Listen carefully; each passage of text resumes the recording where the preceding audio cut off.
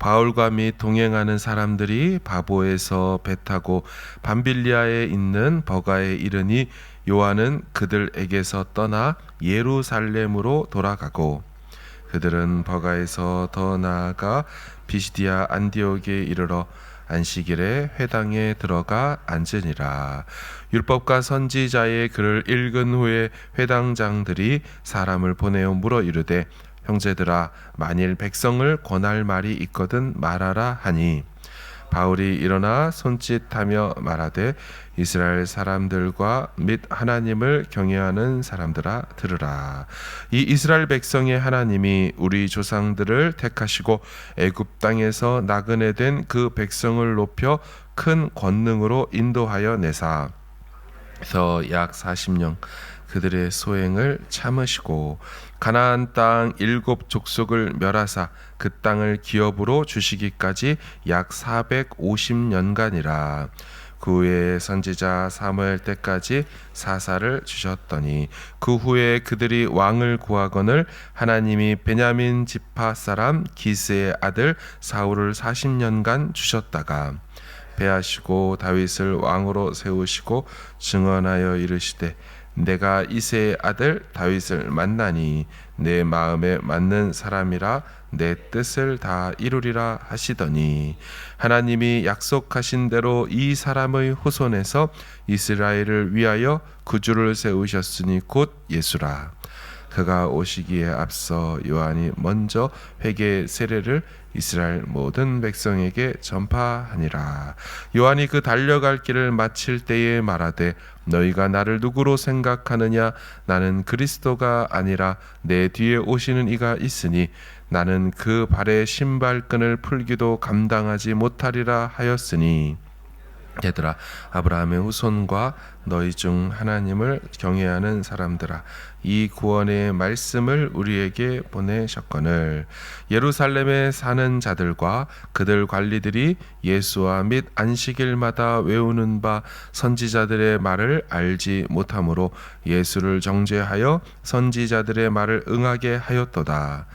죽일 죄를 하나도 찾지 못하였으나 빌라도에게 죽여달라 하였으니, 성경에 그를 가리켜 기록한 말씀을 다 응하게 한 것이라. 후에 나무에서 내려다가 무덤에 두었으나 하나님이 죽은 자 가운데서 그를 살리신 같이 읽습니다. 갈릴리로부터 예루살렘에 함께 올라간 사람들에게 여러 날 보이셨으니 그들이 이제 백성 앞에서 그의 증인이라. 아멘. 안디옥 교회에서 선교사 파송을 받은 바울과 바나바는 이제 구브로 섬으로 갔었습니다. 이제 어제 본문인 이 구브로 섬은 참고로 이 바나바의 고향이지요. 자, 그러면 오늘은 어디로 갈까요? 구브로 섬에서 떠나서 소아시아의 밤빌리아라는 지역으로 가게 됩니다. 이 밤빌리아 지역에 항구에서 가까운 이 버가에 도착을 했고, 자, 이 버가에서 이제는 더 북쪽으로 올라가서 비시디아 안디옥이라는 곳으로 이제 갈 겁니다. 그런데 이렇게 선교의 여정을 그 경로를 기록하는 중에 한 가지 특별한 사건이 있었음을 성경은 보고합니다. 그것은 마가 요한이 버가라는 곳에 도착했다가 비시디아 안디옥으로 올라가기 전에 돌아가 버린 사건입니다. 14절을 보시면 요한은 그들에게서 떠나 예루살렘으로 돌아가고, 마가 요한이 왜 여기까지 그 먼 거리를 떠나왔다가 돌아가 버리는 걸까요? 학자들은 당시 청년으로 보였던 마가에게 이 선교 여행이 생각보다 많이 힘들었지 않았나, 그래서 돌아간 것이 아닌가로 생각합니다. 안디옥 교회에서 첫 파송받았죠. 이제 거기에서 구브로 섬까지가 벌써 400km를 이동을 합니다. 배 타고 300km를 와야 하고, 섬에 도착해서 100km를 또 육로로 이동을 하고, 보통 일이 아니죠. 그러더니 이제는 밤빌리아의 버가로 가게 된다는데, 그게 또 이제 배 타고 한 300km입니다. 근데 한다는 말이 버가가 목적지가 아니고 저 북쪽인 비시디아 안디옥까지 가야 하는데 걸어서 200km를 또 가야 한다는 거죠. 우리가 새벽이라 지도를 같이 볼 수는 없지만 이거 엄청난 거리의 이동이 있었습니다. 오늘날처럼 차를 타거나 비행기를 타고 이동할 수 있는 곳들이 아니죠. 더구나 이 버가에서 이제 비시디아 안디옥까지 200km는 그 사이에 타우루스라는 산맥이 가로막혀 있습니다. 이 타우루스 산맥은 어지간해서 돌아갈 수 없는 게 동서로 600km로 뻗어 있기 때문에 그 우회하는 것 자체가 어렵습니다. 게다가 정상 봉우리가 3,700m입니다. 우리식으로 마운트 쿡 산을 넘어가야 하는 거죠. 한라산이 2,000이고 백두산이 지금 넘어야 될 산보다 1,000m가 더 낮은 산이니까 마가 요한 입장에서는 이걸 또 넘어서 그 위로 올라가고 이런 생각 때문에인지 결코 쉽지 않았을 겁니다. 여러분, 지금 이 돌아간다는 마가 요한이 보통 사람입니까? 그렇지 않습니다. 이 사람은 자기네 집에서 역사적인 오순절 성령 강림하는 것을 직접 경험한 사람입니다. 성경도 이 마가 요한의 다락방에서 교일이 있었고 그 어머니 마리아의 집이라고도 말을 하고 있습니다. 게다가 지금 같이 가는 이 선교팀의 리더격인 이 바나바가 자기 사촌 형님입니다.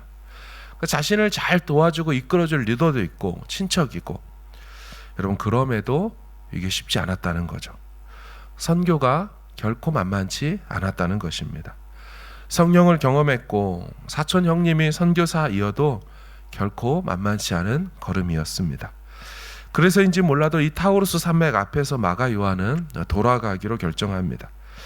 나중에 아시는 것처럼 이것 때문에 바나바와 바울이 사도행전 15장에서 다투면서 선교팀이 나뉘어지게 되지 않습니까? 그렇지만 선교팀은 이 두 팀으로 이렇게 나눠졌어도 아시는 것처럼 더 힘있게 두 팀의 사역이 이루어지죠. 그리고 여기서 이 돌아간 마가와 바울도요, 후에는 다 화해하고 다시 한 팀이 되었습니다.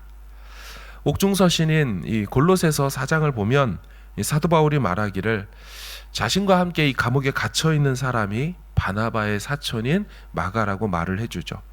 그러니까 떠났지만 1차 선교 여행 때 서로 헤어졌지만 바울의 선교에 다시 동참했고 감옥에까지 갔다는 거죠. 그리고 빌레몬서, 이것도 역시나 옥중서신인데 거기에서 사도 바울은 이 마가를 자신의 동역자라고 말합니다. 배신자라고 표현하지 않습니다. 그리고 바울의 마지막 서신, 이 유언 같은 서신인 디모데 후서에 보면 자신의 믿음의 아들은 이 디모데를 향하여서 뭐라고 말을 하냐면, 너가 나에게로 올 때 꼭 마가를 데리고 오라고 말하면서 그가 나의 일에 유익하니라 라고 말하죠. 이제 무슨 말입니까? 지금은 비록 마가가 선교 중에 돌아가 버려서 이 첫 번째 선교고 첫 걸음인데 팀의 분위기도 떨어뜨리고, 이후에 이 일로 인하여 선교의 동역자이자 팀원이자 리더인 바나바랑 바울은 서로 헤어지게 되는 일이 생기지만, 하나님은 선하셔서 이 일로 인해 마가는 더 강력한 선교의 동역자가 되어지고 그 후로 다시 감옥에 간다고 돌아가는 일이 없죠. 사도 바울의 사역의 마지막까지 함께하는 그런 사람으로 변모된다는 것입니다. 여러분, 우리가 비록 보기에는 부족해 보이고 못나 보여도 이후에 하나님께서 그 사람을 어떻게 쓰실지 모르기 때문에 늘 우리는 이런 마음을 가지고 지금 믿음이 약해 보이는 마가와 같은 이들을 이해하고 믿음으로 축복할 수 있어야 할 줄로 믿습니다. 반드시, 또한 결국 하나님께서 부르신 이 성령을 경험하게 하신 이 마가를 반드시 당신의 때에 다시 사용하게 될 줄로 믿습니다.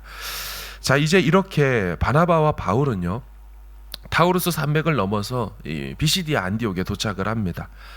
그런데 왜 다른 곳도 있었을 텐데 이 비시디아 안디옥이라는 곳으로 굳이 이렇게 올라가야 했을까요? 유대 역사가 요세푸스의 기록에 의하면 이 비시디아 안디옥에 흩어져 사는 디아스포라 유대인들이 약 2,000명이 모여 살았다라고 합니다. 그러니 당연히 그들의 회당들도 많았을 거지요.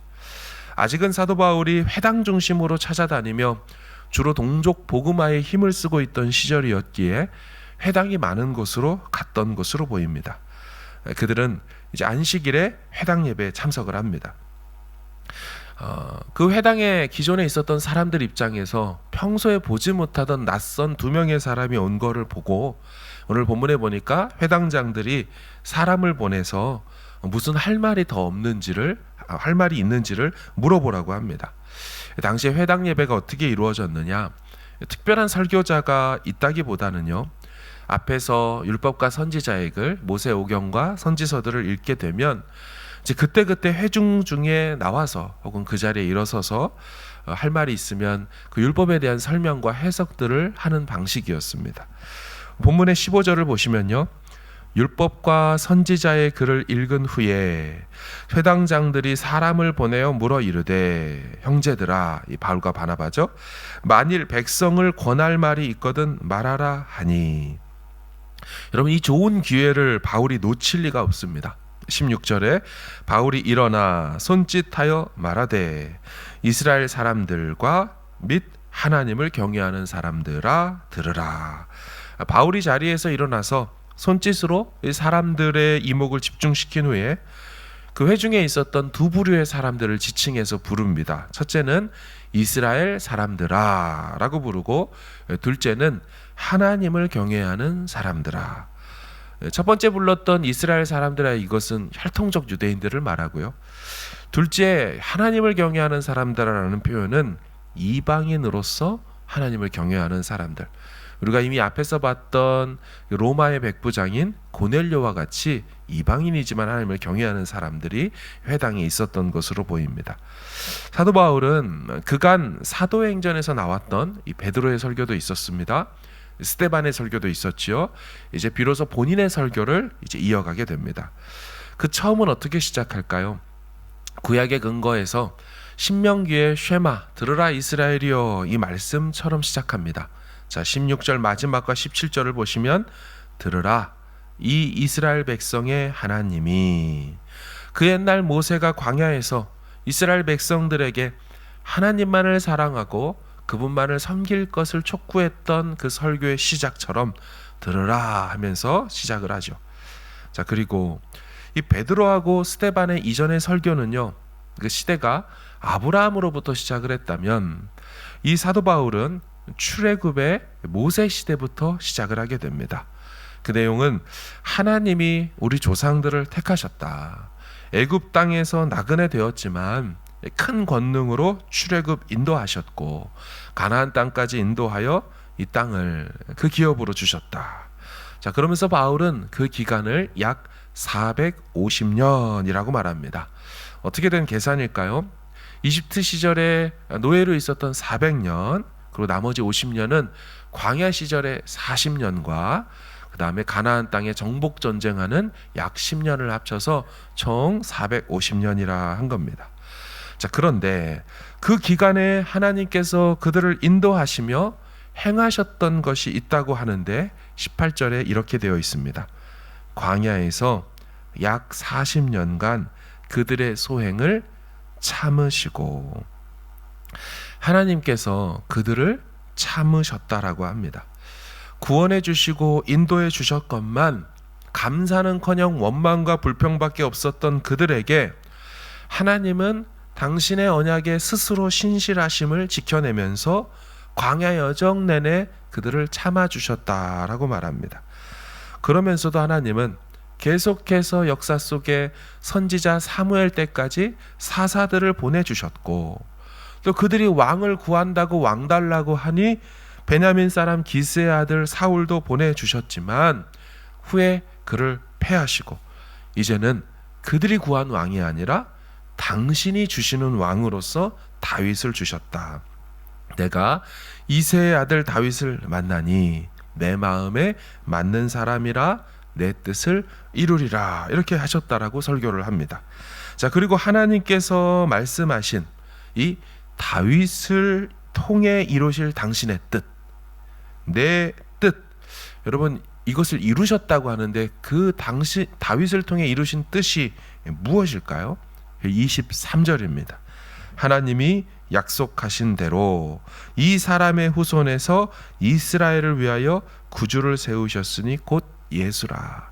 그러니까 하나님이 다윗을 택한, 다윗을 통하여 이루실 뜻은 바로 메시아 예수를 보내기 위해 다윗을 택하셨다라고 설교하는 거죠. 자, 그런데요, 그들이 이 하나님이 보내신 이 예수를 거절했고 부정했고 십자가에 달려 죽게 했다라고 합니다. 바울은 이 하나님의 은혜로운 선택과 언약의 신실하심과 죄인들을 향한 오래 참으심과 당신의 뜻을 그런 중에도 끝내 이루심을 설교의 주제로 삼아 설교하고 있습니다. 그리고 그 예수를 거절한 유대인들의 행악에 대하여 설교했습니다.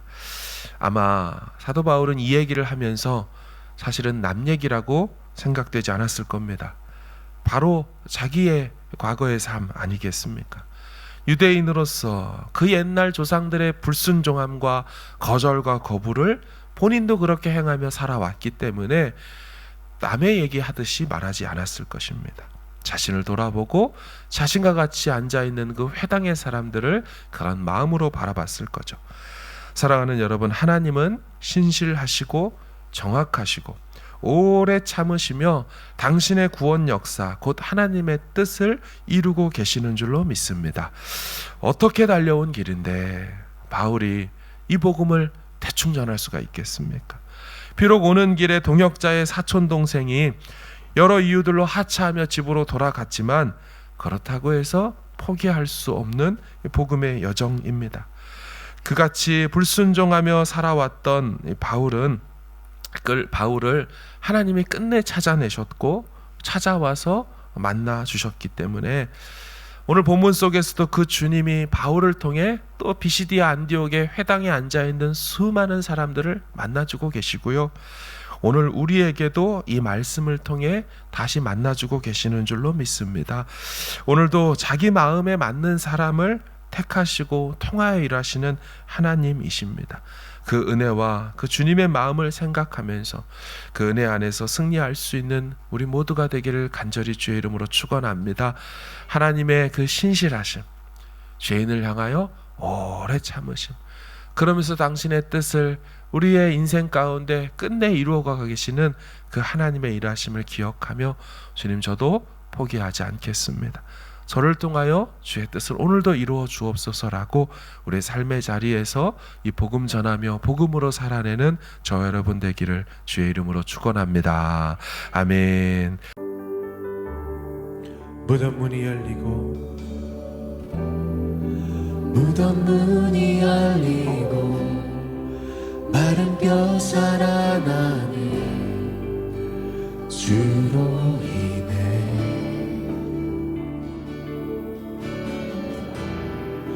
거짓은 무너지고 진리가 선포되네. 이곳에 무덤 문이 열리고 무덤 문이 열리고 마른 뼈 살아나네. 주로 인해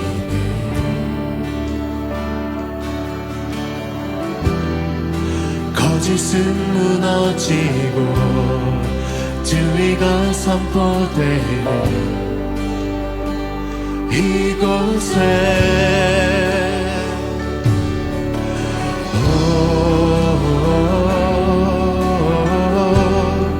생기가 돌아오네.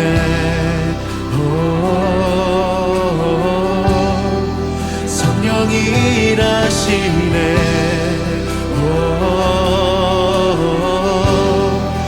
회복이 일어나네. 부흥이 시작되네.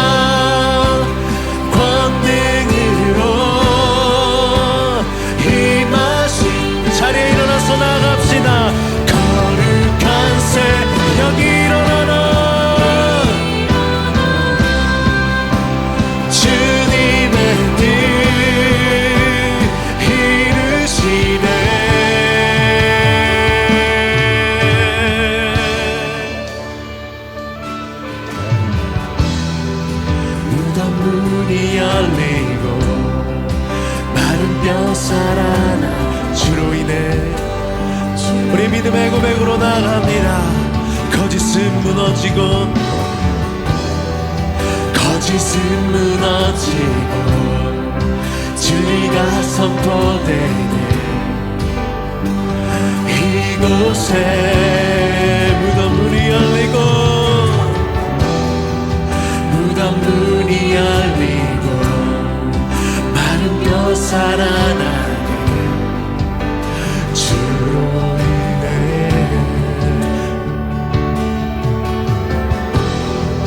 거짓은 무너지고 진리가 선포되네.